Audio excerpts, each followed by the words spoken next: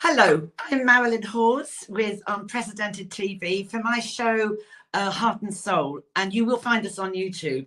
I'm also CEO of Freedom from Abuse, which is a charity seeking to prevent abuse, any abuse actually, that there's far too much of in society by, educating people for what to spot in people's behaviours.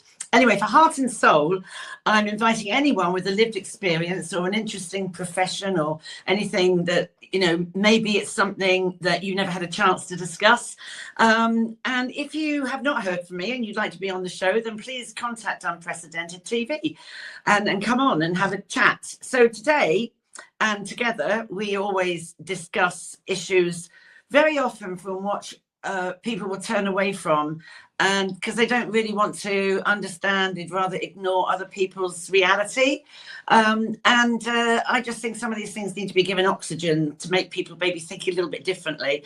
So we're going to kick the elephant out of the room. That's what we try and do about things that people don't want to discuss, and yet some of these issues are all around us, an elbow nudge away. So today I am going to welcome, here he comes. And this is Troy. Hello, Troy. Thanks for coming on the show. Hi, good morning. You're sat there with a wonderful tan. Look at him. And I can tell you why, because that's because I think he's just come back from Nepal. Now, it's fair to say it's an unusual show today, but I'm really pleased that Troy has come on to talk about what he's doing globally around the world to try and change minds and hearts and souls and all the rest of it. Before we get going, Troy, I will just say to people, don't want to mess with him. He's got a military background, so he's a tough. So I know I've called you Sam, but you sometimes change your name, don't you, to Ben or Troy? Sorry, I call you Troy, but that you also use other names, don't you? Sam, Bob, Bill, Rich, anyone for that matter. So why so many names? So I now the founder of an organization that specializes in providing answers to suicide ideation, in particular catastrophic suicide ideation in military and first responders. And the concept came up initially with the ability for somebody struggling with mental ill health to be able to go into a cafe or a restaurant, identify themselves with a name such as Ben, for example. That was the first one, when actually their name isn't Ben. So they can go in and say, hi, my name's not Ben, and I need to make use of the facilities here. And then for that restaurant or that supermarket or whatever to then be able to provide not just a safe space, but also a smile, a cup of tea, and the provision of equipment so that they can then search for immediate assistant help and also long-term support. So that then generated a whole range of other knots. Not Sam represents UK Fire and Rescue, or in fact, any fire and rescue. Not Ben became the name that we use for men in the UK. Not Sarah became the name for women in the UK. And then all of the other names that we give represent a specific subsection. So, for example, for ex-UK military, we refer to as not Tom for the Army and not Matt for the Navy, for example. Each has a link. So Fireman Sam, hence not Sam. And so it just means then that we're able to use those names seamlessly. And also it works very, very well for my time when I'm traveling all the time. It's just easier to remember Sam than Troy. I actually prefer the name Sam as well. So that's a nice win. But in Nepal, it's actually... I think that's a great idea. I mean, so not Gurung, G-U-R-U-N-G. That is what? Sorry, that is, what does that mean again? Not Gurung. Meron napali nam Sam not Gurung ho. So the point is I worked with the Gurkhas in the military for a while, and they really inspired my life choices and decisions. And so for me to be able to go to Nepal now and help contribute towards a number of things in Nepal, including trying to reduce suicide, which is a significant issue in Nepal, and often misunderstood. I just took the Nepali name Sam not Gurung. It works really, really well. And Sam itself Sham is actually a Nepalese name. So it's a way of... hold you there for a minute, because I find that quite interesting. Why number one, two things. Why Nepal? I mean, I know it looks, I've seen photographs of it. It looks awesome. But how did that come to be? And the second question loaded into that would be, why is suicide so great over there?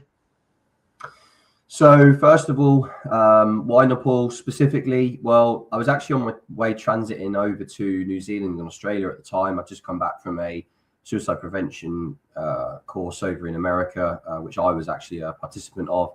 And it really inspired me to go over and do the work that I'd sort of had loosely in my mind around suicide prevention for veterans. And a friend of mine who's currently serving Gurkha, who I also served with in Afghanistan and in my military background, was passing through. And so I said, well, I'll come and visit you. And they told me about some of the issues that they had, not just suicide, actually. It was more around other things, including fire safety and safety messaging, which is a big part of my time in the fire sector in the UK was also that.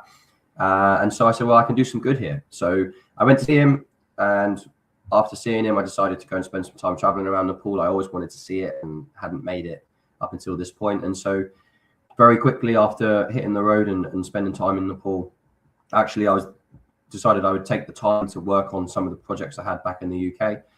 But things just progressed so well that I decided to stay there and continue. And that's now put us in touch with a whole range of things, including sustainable tourism, first aid. We've actually launched a new district-wide first aid course and accreditation, which provides joint service response from not just emergency services, but also members of the public as well. So we're doing some really cool stuff there now.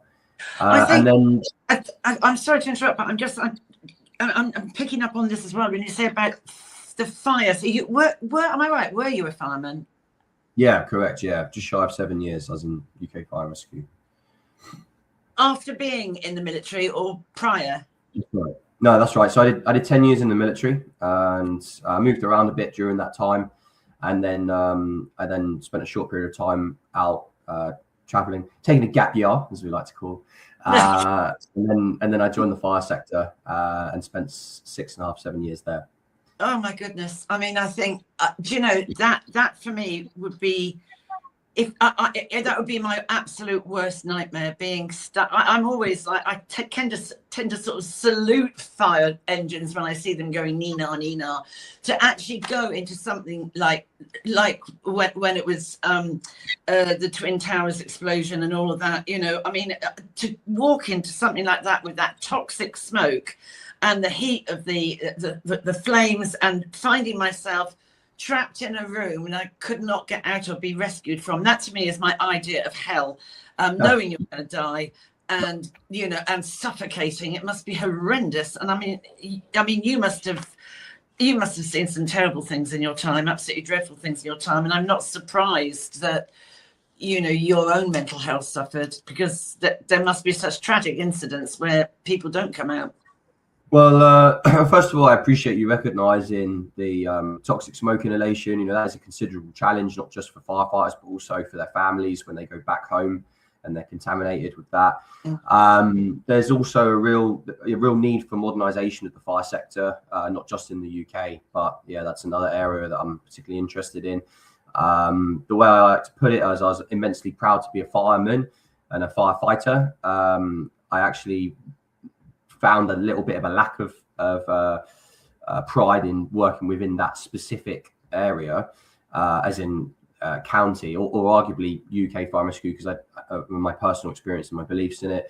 And now I'm incredibly proud to now work on behalf of UK Fire and Rescue. I do not have a loyalty to one particular county, and my efforts now go across boundaries of counties and really benefit and affect a national fire and rescue and safety messaging. So, for example, with the Nepalese community, it does not matter to me whether you're in Kent, Berkshire, Scotland. It's irrelevant. We tailor now, through one of the organisations that I have generated, safety messaging for all people with that background, and it's actually written in their language and in different dialects in time, so we can finally bring home fire safety messaging that is culturally appropriate and culturally aware. And then you also mentioned there, what is it about fire that's so, if you like, difficult, troublesome, not quite right about the fire rescue then? What do you, because I think you do a great job, all of you. I think it's amazing. I would say, like everything, it would seem in the UK, recruitment, retention, and training is a challenge. Pay is never as good as it really, frankly, should be. The working conditions, the provision of kit and equipment is pretty good these days, and yet there still is a very well-known systemic problem with women not being given clothing that actually fits them, in particular day-to-day working wear. These things just simply, there is just no valid excuse for it. That in itself, is a great example of where we just simply say that we provide care and support, and we really just don't. Another example is the mental health and welfare facilities. You mentioned about the suicide ideation within Nepal, and we can come back to that, of course. And also you mentioned about the mental health challenges of being in the fire service, and shout out to the fire and rescue community, because we all say the same. It's pretty bad in a house fire, but you should have seen the bathroom this morning when we woke up and see what the state of that place was like. And the point is it's what we do. It's our reason for being. It's our purpose. It's why we join. It's why we train. And actually, one of the biggest psychological challenges, I would strongly argue and suggest, and would put out there to anyone that agrees and or disagrees with this to get in contact, is that actually the long-term commitment of firefighters and people joining the service to go and do good, to then discover that actually the amount of time, not just that they're helping people, but actually training to help people, the lack of really good training and the provision of good training, the lack of it, has more of a significant adverse effect on mental health. As well as that, we find there's a lot of packages of care and provision for people, and frankly, they just don't really provide a solution that's tailored to fire and rescue. And so that's where my work now in that area is a real passion for me, and also where I now actually link up, and I know you've had Rachel on your show from the TRB, but that's where the link there to the TRB kind of really established. Well, I would just explain to people listening, TRB is Trauma Related Board, and Rachel Fairhurst Rachel's already been on one of my shows talking about early year trauma, and she introduced us to, didn't she? And then she's yet to come on, because I really want to go and do a deep dive on the mind of a paedophile, and which she understands the makeup of the brain and all the different the clusters that form. I mean, I just think it's going to be, because what you're doing when you say you can go into a bar and you say, oh, not so and so, and that means, don't they have this now? We have something in the ladies' toilets that goes on the back, and if you're being pestered by a championship bar or a nightclub, I can't remember what you ask Angela, is it? Ask Angela, yeah. And there's a number of those actually, and I now actually work in a number of other areas as well. Some we won't disclose on this call, and that's all about helping individuals who are in vulnerable positions. And there's a number of these, and that's a good thing. Not Sam, it's about providing a safe space and refuge, as well as immediate assistance with already established mental health organizations, and including things like Alcohol Anonymous and those sorts of things. That's what we're building. That's what we're gearing up towards. And hey, it's going to take us some time before we can really roll this out. That's why we don't have the social media presence, because it takes time to put this stuff in place. But at the same time, it is world leading. There's nothing else like it. And if anyone says, well, these organizations don't currently facilitate encouraging positive mental health or helping in people who are in particular high risk suicide ideation in military veterans and first responders, well, sorry, but that's the way it's been for the last 20 years. These guys have had the time. Some organizations, the Firefighters Charity, for example, is a phenomenal charity, very, very well regarded within the fire sector. Some charities, like military ones, no names to be given, aren't doing a very good job at all, and yet they take huge amounts of money. And this is not a money problem. 120 billion pounds a year is spent by the NHS on providing what is a attempt to stop a hemorrhage of mental health challenges, including suicide. The thing is, Troy, all the NHS wants to do is put a plaster on it. And you can't just put a plaster on something. You've got to give it time. You have NHS counselling.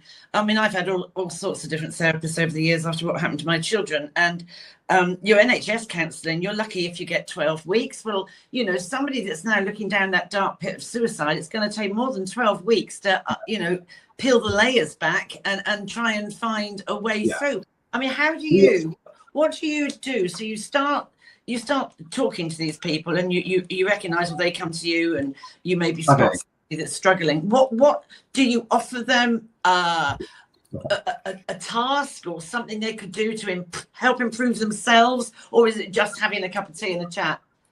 So we're having to build a whole holistic approach and actually, you know, a whole ecosystem for this. And what actually we've ended up doing is not building one, but actually building at least three. We work off three at the moment around how we can provide a full wraparound care package. In the first instance, the only people that know about this are those that hear about it through word of mouth. And we only operate on a word of mouth, person to person link. But because of my military links, that puts us into fire and rescue sector across the country and arguably the globe. I mean, that's my work now. And then also across the military. And again, in certain areas of linked often to my background, in particular, Commando Airborne Forces.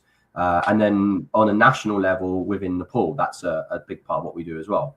It's all about, you know, that old cliche of prevention is very much at the forefront of what we do. So, for example, we're the first organization to roll out a multi-agency, civilian and first responder, first aid, trauma and casualty stabilization course. And embedded in that course is, from the very start, talk about how we can identify, reduce, prevent and measure and manage trauma from an incident.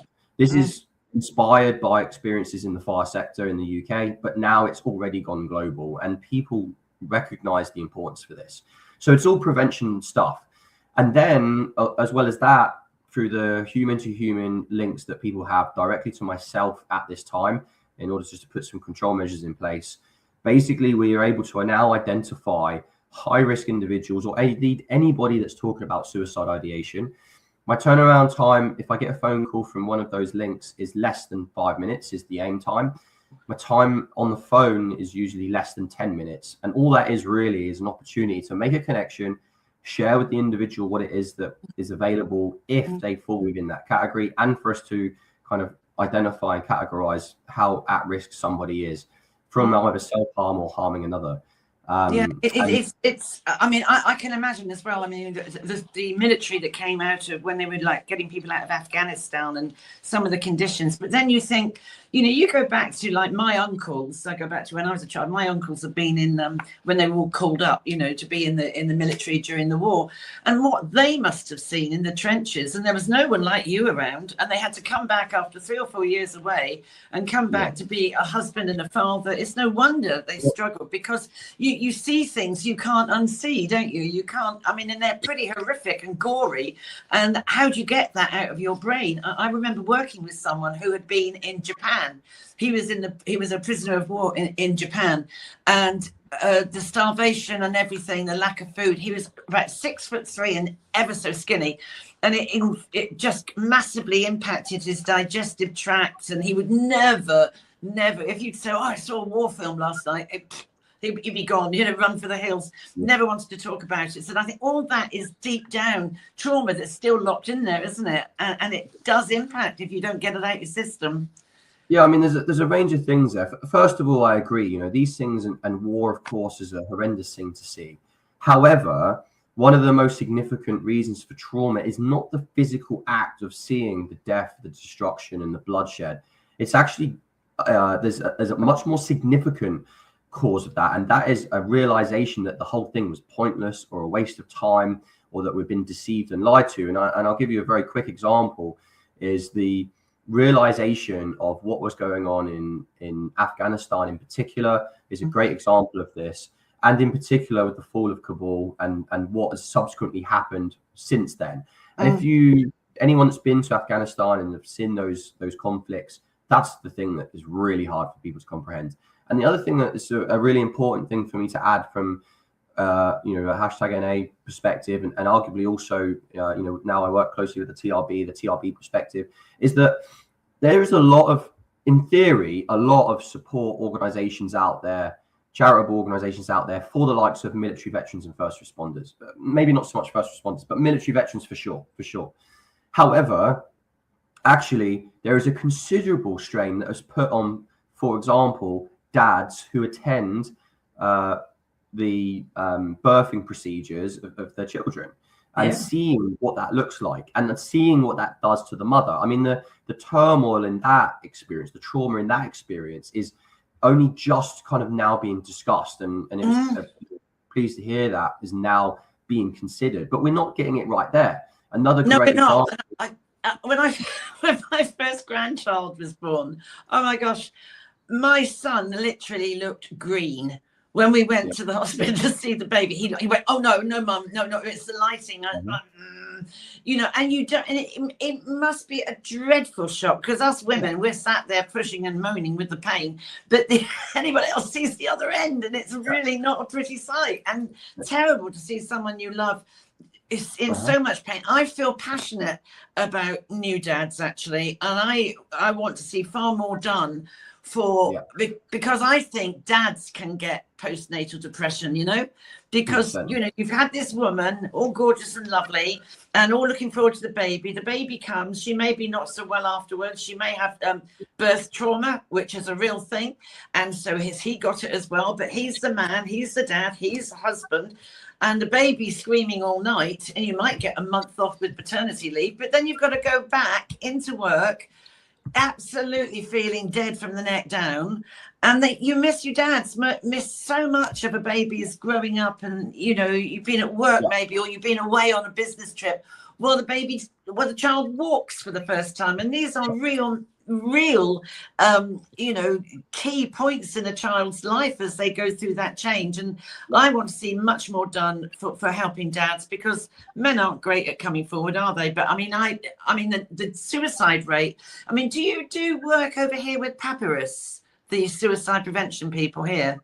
No, so what there is many organizations that we've already reached out to in a very classic hashtag NA way. Actually, we actually do everything by handwritten letters and person to person, and in fact this call is arguably one of the first times I've ever spoken about what we do not in person. So and that's based on the connection that we have, and the fact that your good work was explained to me via the TRB. Actually, that's a shout out to Rachel, saying that you guys are doing a good job and it would be worthwhile speaking to you guys.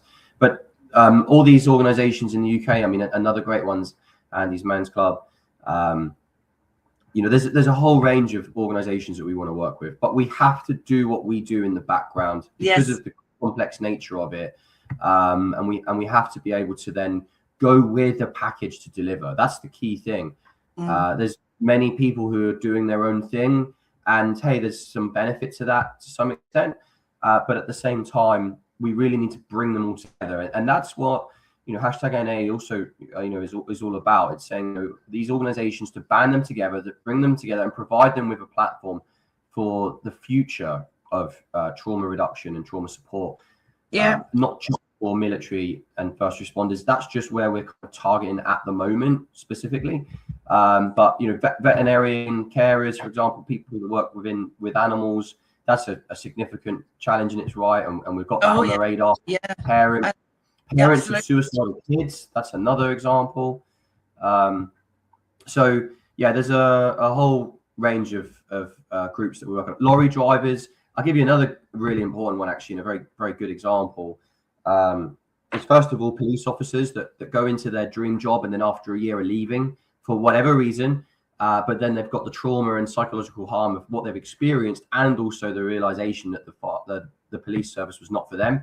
That we're seeing that in the fire sector now as well, and arguably I'm an example of that, frankly. And as well as that, if you take, for example, train drivers, yes, we know that there is a significant issue with train drivers experiencing suicides on the trains, but no one talks about the guys and girls that work on the platforms, on the stations, that see this happen, and that's another area of our work as well. So very good observation, Troy. That's a very good observation, because you think about, sadly, a very good friend of mine, her niece had terrible trauma. Everybody thought she was okay, but I threw herself in front of a train 3 days after Christmas last year, and I just, I mean, it must be horrific. But as you say, the other people that are standing there, around, either on the platform or she just literally threw herself in front of it mid, it wasn't at a station as such. She just did it. And I mean, other people on the train, the passengers, it just awful. I mean,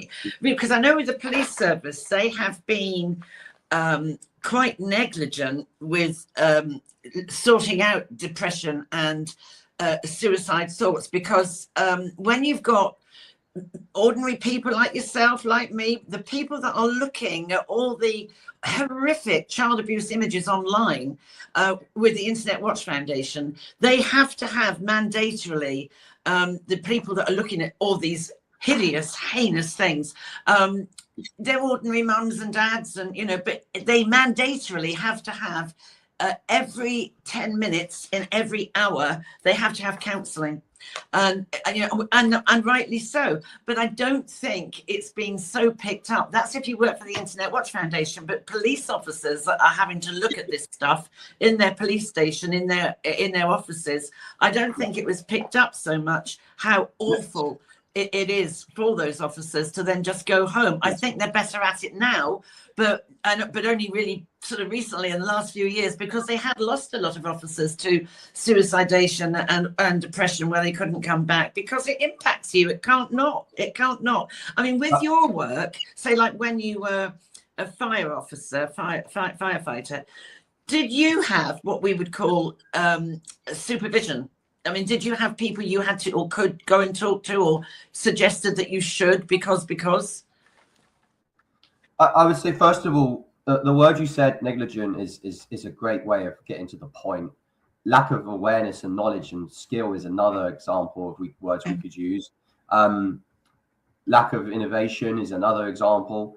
And in theory, in the sector, yes, there is support, blue light champions, whatever that's supposed to mean. Firefighters to speak to other members of public, really. Yes, you might be in the fire sector, but you've not. I'll give you an example, and this is where Not Sam kind of came from. Okay, so I'll give you a real-time example, and this is specific to myself. So there are others that I worked with that would have seen this and been there, but hey, I'm going to share this experience, right? Got to decide which one I choose now. That's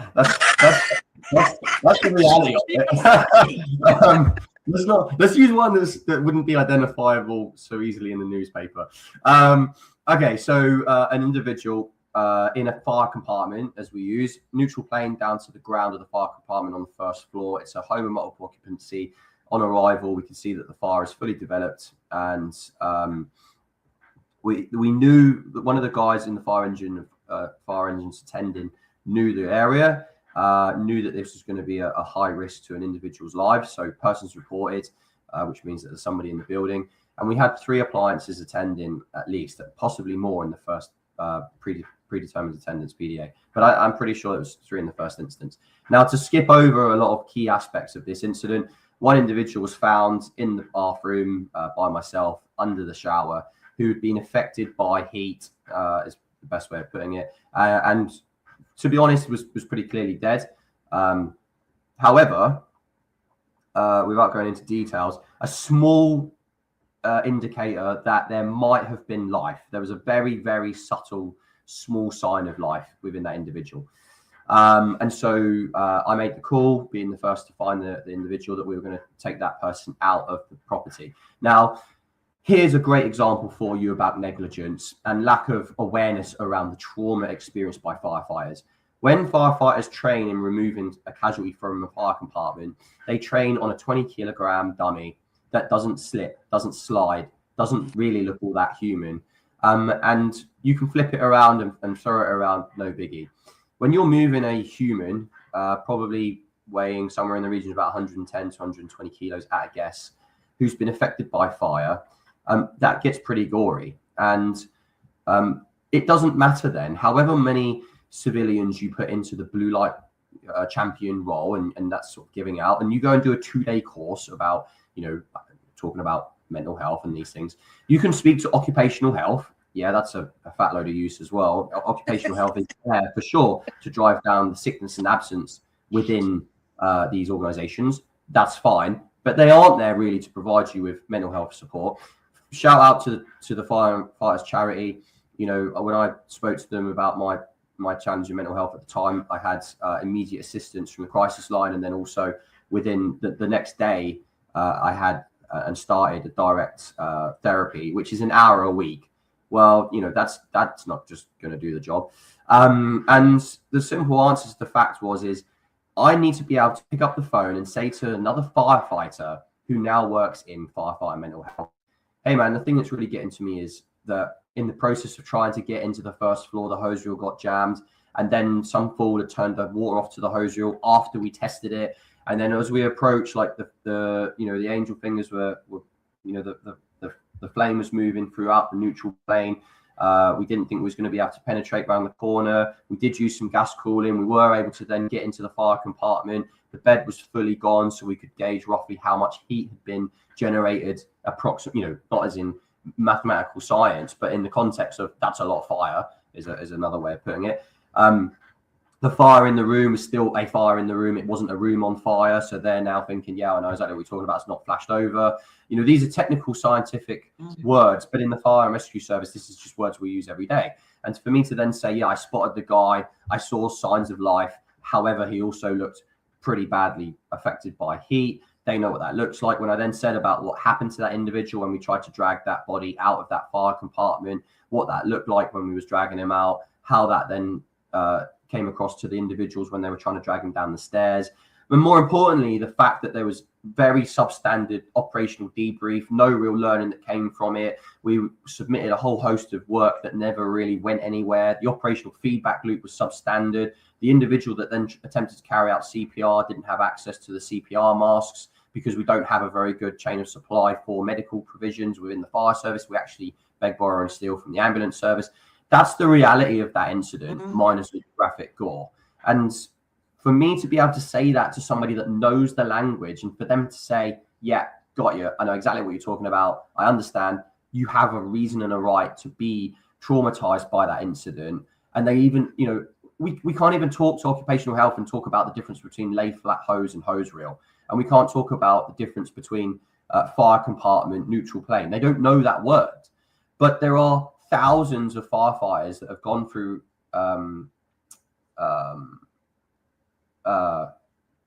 retirement over the last few years in particular. Another, very hot topic about the increased likelihood of exposure to trauma and psychologically damaging incidents in the fire sector. Well, all these firefighters that have now left, and they're still in good health, a lot of them still have a lot to give.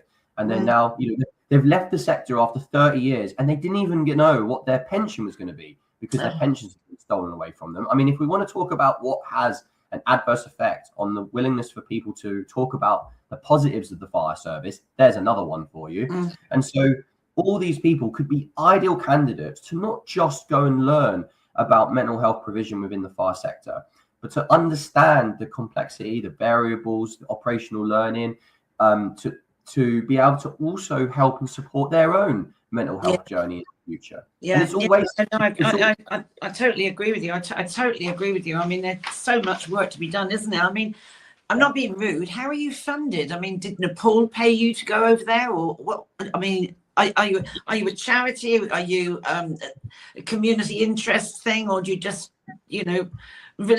I mean, how do you, because all these things, you're now in America as I speak to you now. I mean, the flight from Nepal to America, all this stuff costs money. Are you funded by people? Don't talk about the flight prices from Nepal to America. Holy moly. We had to buy 2 lots. That's even worse. Now we got to laugh about it or it would make your mental health go down, wouldn't it? So the answer to the question actually is I spent a considerable period of time as a homeowner. I bought a house at 20. I was then basically broke for best part of 19 years. Maybe not quite actually, because I'm now 36, so 16 years. So during that time, I just didn't have any money. I'll give you an example as well. Here's another example for you about, trauma that we don't talk about. I returned from Afghanistan for £4,000 in the bank. People used to go to Afghanistan because it was a big paycheck, 15 to 20 grand you'd come back with. When you're 19 years old, 20 years old, it sounds like a lot of money. I had a mortgage to pay. I'd got a mortgage just before. And so I had £4,000 in the bank. I came back, I could barely afford a car. I actually, I couldn't afford a holiday. So I spent a long time, I was still adamant I will travel. I spent a lot of time during my time in the military when I was traveling. I was basically traveling overseas, mostly to Europe because it's cheap flights, and sleeping rough and broke into abandoned buildings and building sites and things like that. So I spent a lot of time still traveling. It was just in a slightly different way. Anyway, long story short, after being in the fire service, I lived on boats and I lived in vans and I lived in ways to try and not just be affordable, but to fill my time and to give me kind of reason for being not just a firefighter, but all this other stuff that I did. And during the process of my own personal mental health challenges, I was suicidal in my own home, as well as on fire stations, and just generally it was a high risk suicide ideation. And so it was a no-brainer to me that I had to get rid of the house. I was diehard that I will always keep a house, and that was my safety net. And actually I flipped it, and my safety net became the financial cash injection from the sale of my house. My reason for being is what I do now every day, and every hour of the day is fully committed now to my work. And so for me, the first funding that I got and received was my self-funding from the sale of my house.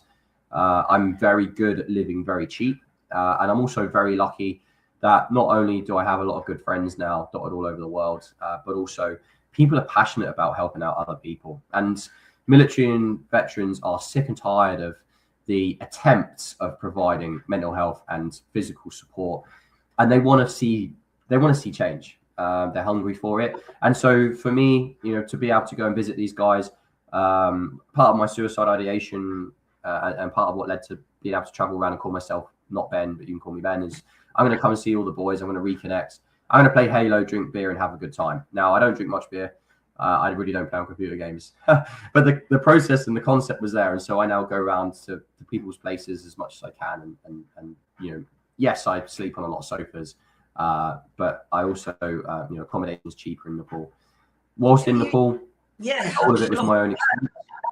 All of it's my own expense. But I'll give you another example. We've arguably, #NA has been the only, out of all of the organizations worth millions of pounds, arguably billions of pounds, the only organization to respond to the Gen Z riots and the killings on the streets and the death on the streets from all sides was #NA. And we've delivered emergency first aid and trauma in a culturally appropriate way, and casualty stabilization, which is often overlooked, whilst including the trauma aspect of this.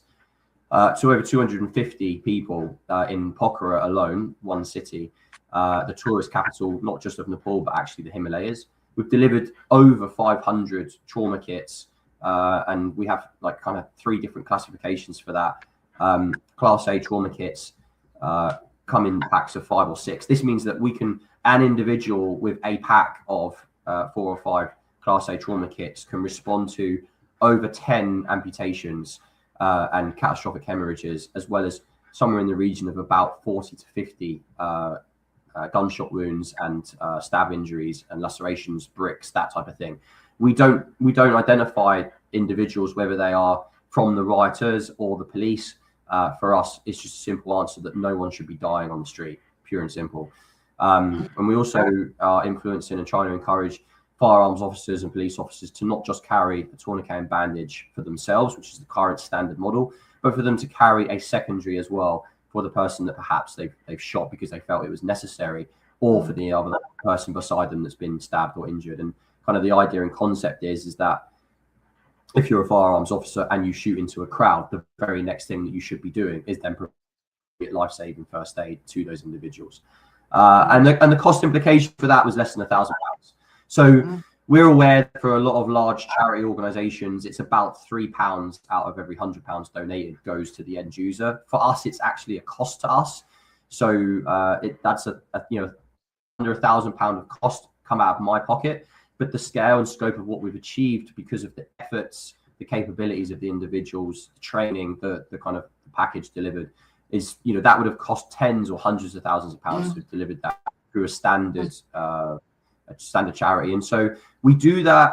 I'll spend every penny to my name if I have to prove that we are honest, we're trusted, we are capable. All of that equipment, apart from tinfoil blankets, like emergency blankets, were purchased in Nepal. We actually stripped the shelves of Kathmandu and Pokhara of first aid kits to then be able to redistribute them. They're no good in a shop.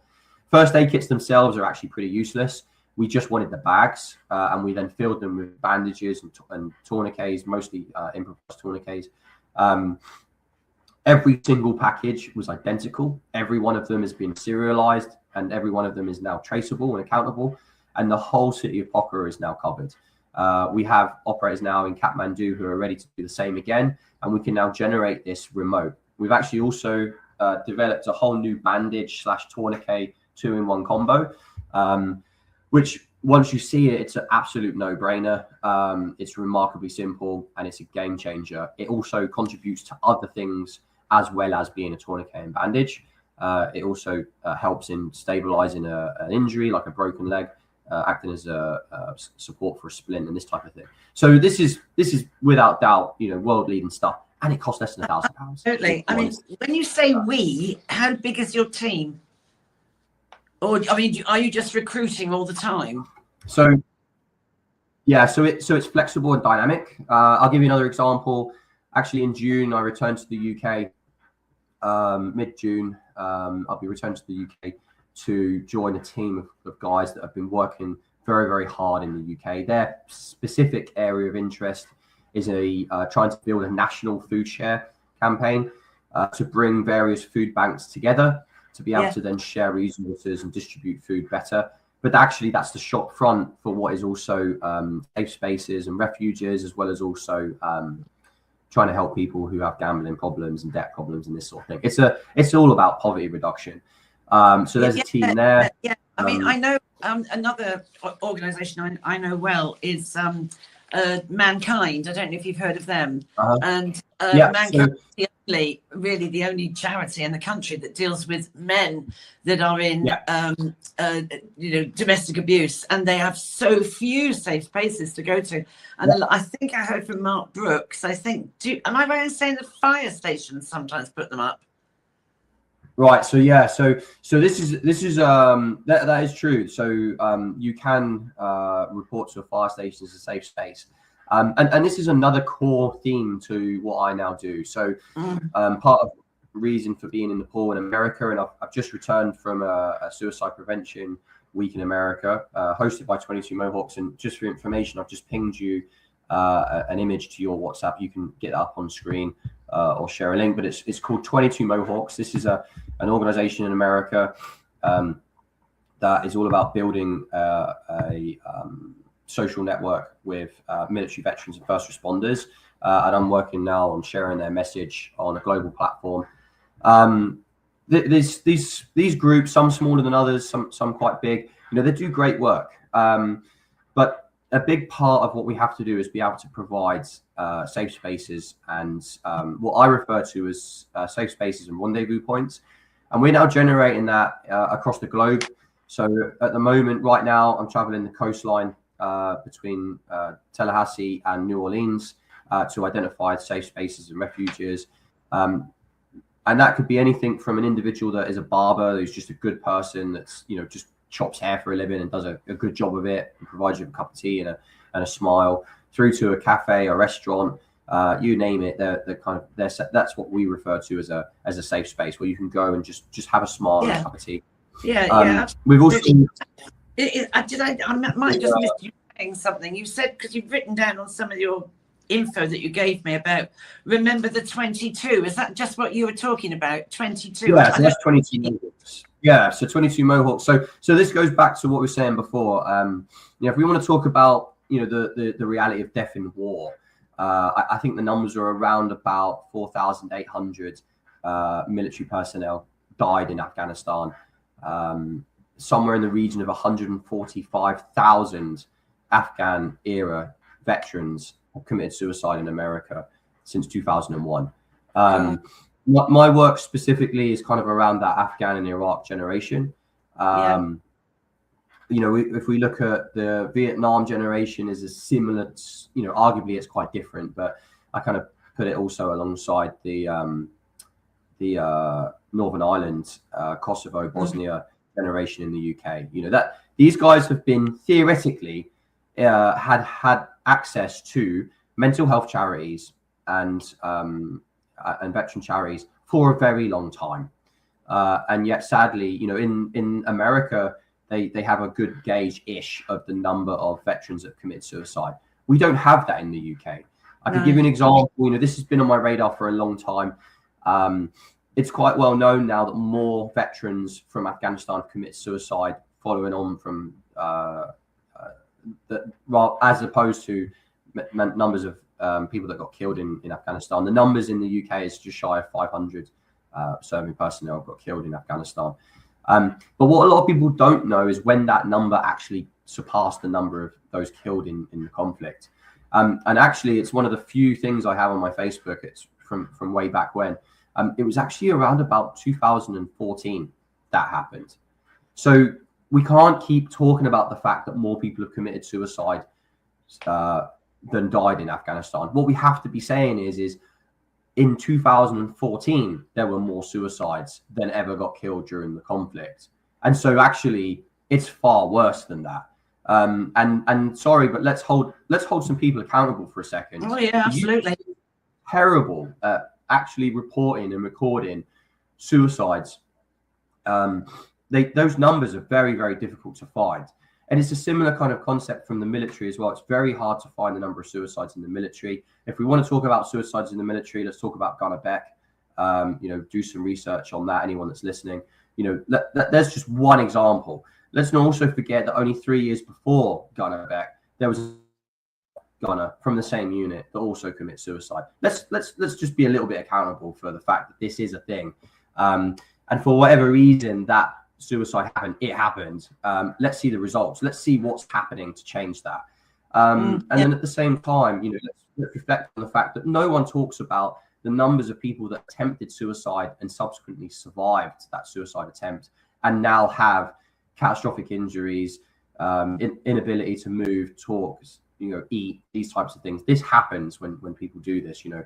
As well as that, let's talk about the suicide bereavement and talk about those that have, you know, experienced the bereavement of suicide. And Suicide Bereavement UK does a good job of trying to support the bereavement of suicide who are successful. The thing is, I think people, when you got this, I mean, people feel, oh, if only I'd said this, if only I've done that. But having looked down that pit, I look back now, talking to you now, I look back and think, golly, I felt I was doing everyone a favor because, you know, my children had been abused by this friend of mine. I'd had 19 years of domestic abuse. And I just thought, because I was mentally unwell, that this would just make everyone's lives better. And when people go on about, oh, it's selfish, it isn't selfish. That it isn't selfish. It's a mindset. It's a state of health, poor health, that it just makes sense that, as you say, you have no money. Debt causes a lot of problems, doesn't it? People, and there's a lot of shame. I mean, I lost everything because of what happened to my children. I was missold insurance. It wasn't that I was useless with money, but there's a lot of shame in all this stuff. And mental health, there's still a terrible lot of stigma about it. I mean, what I wanted to ask you as well is, there's something you put in one of your things here. You were going on about one of 3 ecosystems you've created, and you gave, I just wanted to know what this meant. You put TFCCGG. What does that mean? Yeah, so it goes back a little bit to the question you said earlier about how big is your team. I have and generate teams for various things. We actually, at 22 Mohawks, for example, and hence why you see this wonderful Mohawk, it's a way of showing visual signs to support the 22. We actually recognized something there, and we generated on the spot, out of the people attending, we generated a team, 7 mostly, but at one point we had an extra 2.5 because one of them was only about 9 years old, so we called her a half. But we generated a team to carry out a review specifically focusing on the mental health and the physical health of people that were attending that incident at that session, to help then generate a report to pass that on to the organizations that run the 22 Mohawks X35 events. And so the reason why I give you that as an example is we are hyper dynamic in bringing people together in teams across the world. And the reason we can do that is because we look for professionally capable, professionally curious individuals who are committed to our work. So that team was a team of 7 individuals, myself and 6 others, who were looking at specifically the provision of first aid following on from parachuting and the injury sustained and the trauma and the psychological well-being of the people that were there experience. And the reason why everyone does that is because they're all first aiders, and they're not just first aid at work trained, right? These guys are combat medics, EMTs, firefighters, are passionate about what we do. And so that was a team that was started, and within 2 days it was closed down, and we got the results, and that's that. And we'll present that to the organization. So that's the dynamics of what we do. Brilliant. And so I mean, that is TFCCGG through and through. So what TFCCGG stands for, and that's one of the other ecosystems I mentioned, is a global group of communities connected, specifically focused on one task. So task focused community connections group global. It started as TFC, but actually it's about saying, like, it does not matter where in the globe you are. We group together. It's a group of organizations or a group of individuals that are professionally curious and professionally capable. And we're able to then come together as a community. We're connected based on a specific task. Another example of this could be, for example, subsurface casualties in the UK is a significant issue, problem, and also, frankly, egg on the face of the UK Fire and Rescue Service and generally the UK, because we do not have a subsurface capability to look for casualties that have gone subsurface. And this has a direct connotation to myself and members of the fire and rescue sector across the country. Now in Nepal, they have an armed police force, which is also the rescue team, and they have rescue divers. And so these guys have a fantastic, like, Nepal to a lot of people is a developing country, but in the context of subsurface casualties within the fire and rescue sector, or within the rescue sector, are leading the way on this now. And actually, there's a video. It's quite comical because everything was back in the 60s, right, in the 70s. But the UK had subsurface dive teams in the 70s. So why the hell do we not have them now? And why is it now that when somebody goes subsurface, we use the 30, 60, 90 model, and we basically kind of write them off, that's not savable life?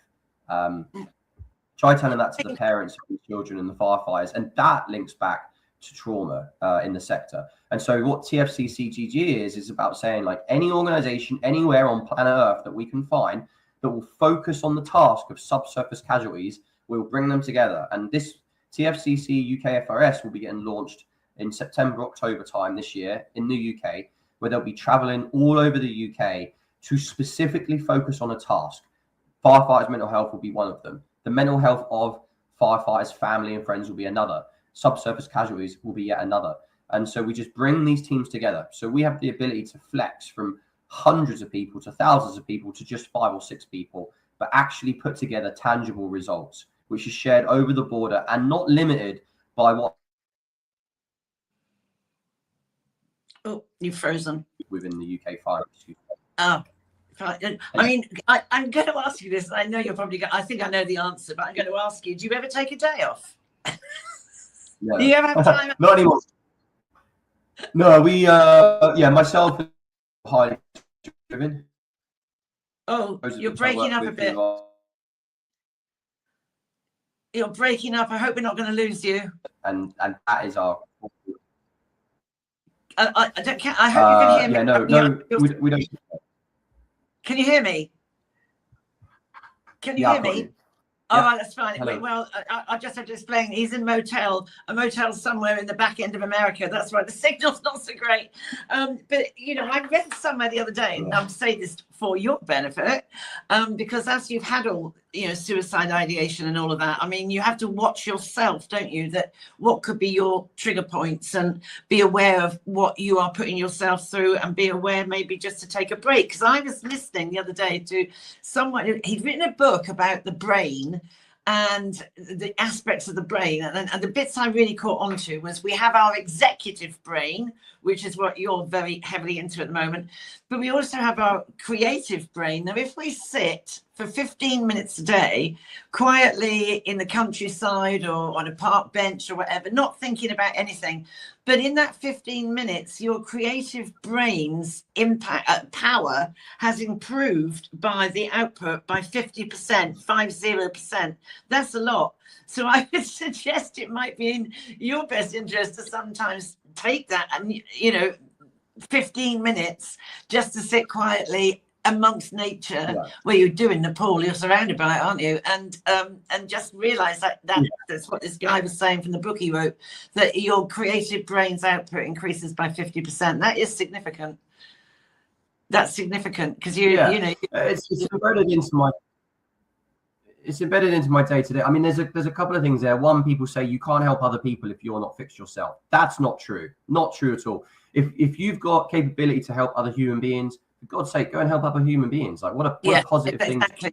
I mean, honestly, Troy, when I was getting over a nervous breakdown, I still helped other people, and I found things that made me realize I was brought up a Catholic. I'm not anymore, but I was brought up a Catholic, and we were always taught there's always someone worse than you, and it's true. So when I was having my breakdown, I thought, well, I'm not dying, and I went to work. I've worked in 3 or 4 hospices with those that are dying, and I tell you, it was the best tonic I could have done to take me out of my own dilemma. What I'm going to do now, because we are sadly coming, I can't believe how fast this has gone. What is my last question to you? How can people support you and get involved? How can they help you, either financially or whatever? How can they get in touch with you? So there's two real areas here, and the first thing I'll quickly add is goes back a little bit to what you just said there as well. I want you to if you haven't watched it for a while, take a watch of the first few seconds of the movie Gladiator. Really powerful movie in its own right, but just watch the first bit. You've got this guy who's an absolute warrior. Every guy my age knows about this movie, of course. But the first little bit is you just see that little bird. That is enough to reset someone's day. And hashtag NA, it's available to everybody. Get a piece of paper. We ask for it to be plain paper. It could be a piece of cardboard. White is the preference. Get a fridge freezer. Go and get a TV and spray paint the thing white. And write on the side of it the circle and the hashtag inside that and NA in the middle of that.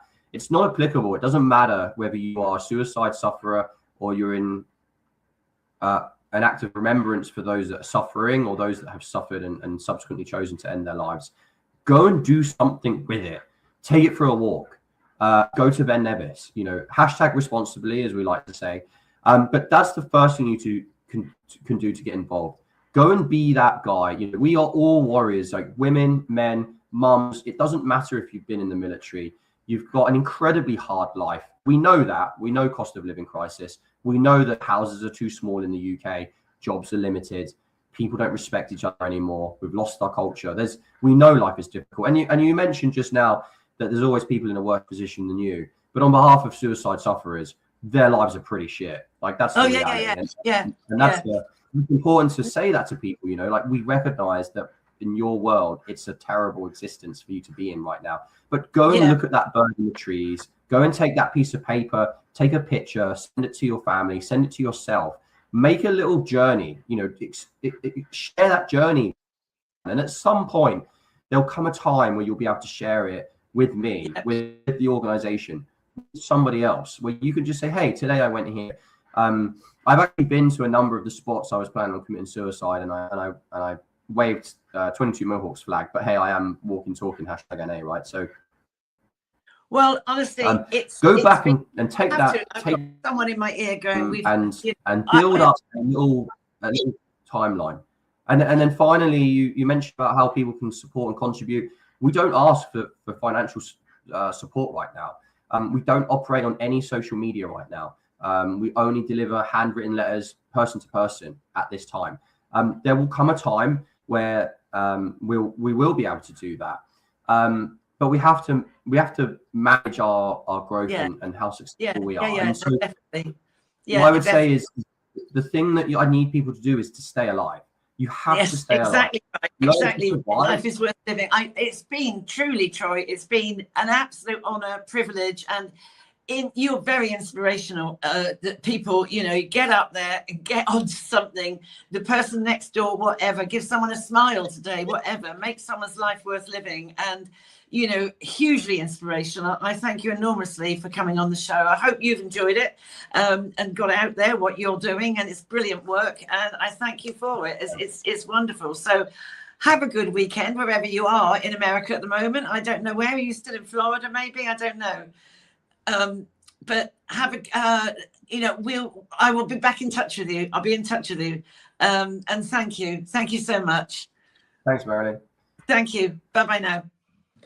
Well, the amazing Troy. I'm always quite shocked. I didn't know quite what to expect, and wow, that is unpacked so much more than I thought that he did. And how inspirational is that? And what a great message of hope, which we always want to end on in this show, that, help someone stay alive. You've got it in you to go and help somebody else. So please do so. And next week, I will be interviewing someone from my own world. I'll be interviewing James Wilding, who is a very, very much respected principal of a school, involved in the Independent Schools Association, and I've known him a long time, and he runs an amazing school. And I think we do need to talk about education in this country at the moment. So please tune in, and hopefully go on Unprecedented TV and find the shows. There's a lot to look at there. So it's Marilyn Hawes signing off from Heart and Soul with Unprecedented TV. Thank you.